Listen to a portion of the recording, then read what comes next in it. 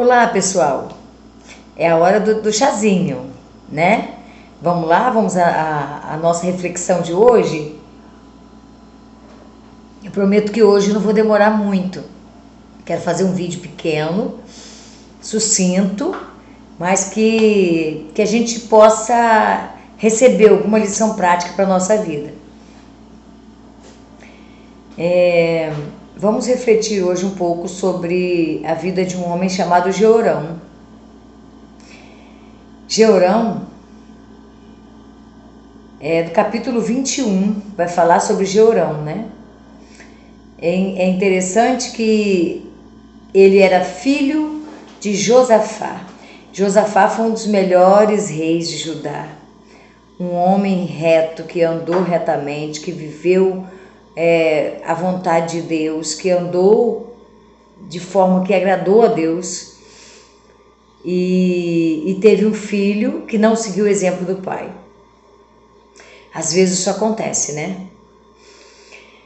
Às vezes a gente acha que está instruindo e a gente luta para instruir do nosso jeito os nossos filhos e acaba que no final das contas eles decidem tomar atitudes totalmente contrárias daquelas que a gente instruiu. É a escolha de cada um, é a decisão de cada pessoa. Às vezes a gente esquece disso, né? Que nossos filhos são outras pessoas e eles poderão fazer as escolhas deles. Aconteceu com Georão. A Bíblia diz no segundo livro das Crônicas, capítulo 21, que Georão, ele andou nos caminhos dos reis de Israel, ele andou como os da casa de Acabe, né? Vocês conhecem a história de Acabe, né? Se não conhecem, um dia a gente pode falar sobre Acabe, um homem que fez tudo de ruim para desagradar a Deus, né? E se deixou levar por Jezabel, a sua mulher idólatra, caiu também na idolatria.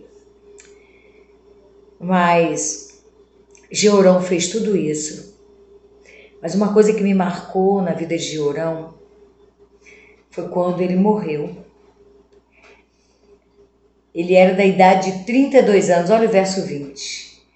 Quando começou a reinar, reinou 8 anos em Jerusalém e se foi sem deixar saudades. Georão se foi sem deixar saudades. É muito triste isso. Eu fico perguntando para mim mesma, de quando em vez, se quando eu me for daqui, alguém vai se lembrar de mim. Se quando eu me for daqui, algum legado vai ficar. Se alguém vai sentir minha falta. Se eu marquei positivamente a vida de alguém. É uma reflexão bem profunda que a gente precisa fazer da gente mesmo, da nossa vida. Se a gente tem vivido de forma que ajude as pessoas a se levantarem, se a gente tem dado o nosso melhor, ou se a gente tem deixado a desejar. E é muito triste você ver alguém que parte sem deixar saudades. Foi como se a morte de Georão fosse um alívio para todo mundo. Ninguém sentiu falta dele, ninguém sentiu saudades dele. Ele não deixou saudades para ninguém. Quando chega a Bíblia a registrar isso, é porque realmente a coisa é muito séria, né? A pergunta que não quer calar o nosso coração é: o que a gente tem feito para deixar um legado? Quais as instruções a gente tem dado no caminho pelo qual a gente passa, no nosso dia a dia, no nosso trabalho, na nossa casa? O que a gente tem ensinado para as pessoas com as nossas palavras e até com as nossas atitudes, não é verdade? Às vezes eu começo a lembrar de algumas palavras, algumas atitudes minhas e fico com vergonha. E eu fico pensando, eu poderia ser melhor, eu poderia ter feito melhor. Quantas coisas eu poderia ter feito melhor e não fiz. Que Deus ajude a gente a ser melhor. Mateus 26, verso 30, nos traz uma lição importante para a gente deixar um legado para alguém. Mateus 26, verso 30. Vou encontrar aqui para fazer a leitura para os queridos. Olha o que a palavra de Deus diz para a gente. Verso 30 diz assim: Jesus cantou o hino e depois eles saíram para o Monte das Oliveiras.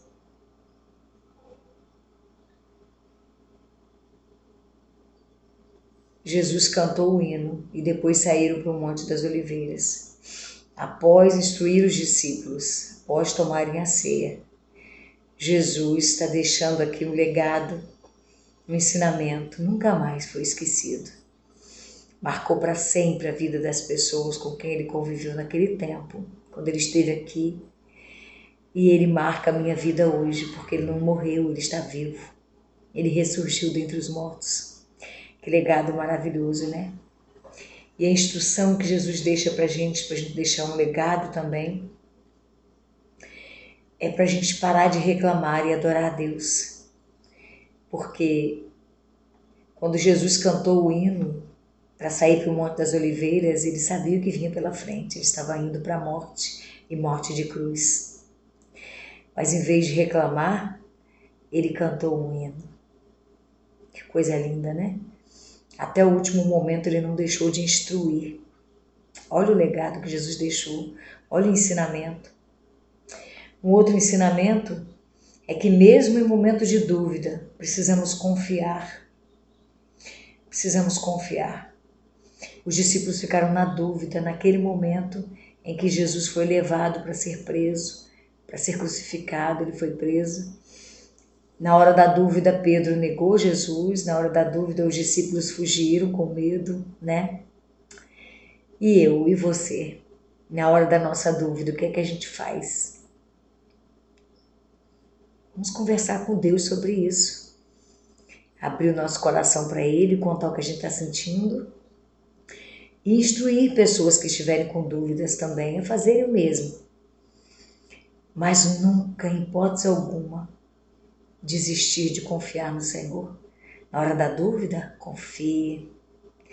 E a última lição é que por maior que seja a sua dor, você precisa adorar. A Bíblia diz que o Pai procura verdadeiros adoradores.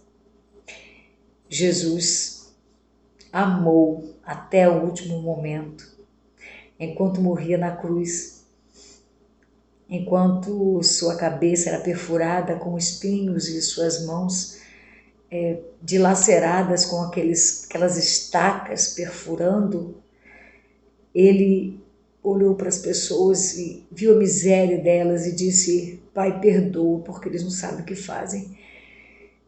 Que nós possamos também seguir esse exemplo maravilhoso do Senhor Jesus, tá bom? Posso orar com você? Fecha o olhinho. Deus, por favor, eu não sei qual é a pessoa que está do outro lado, mas pode ser que seja alguém com o coração dilacerado, passando por alguma dor, por alguma tempestade na sua vida, por algumas dúvidas. Mas, Senhor, ajuda.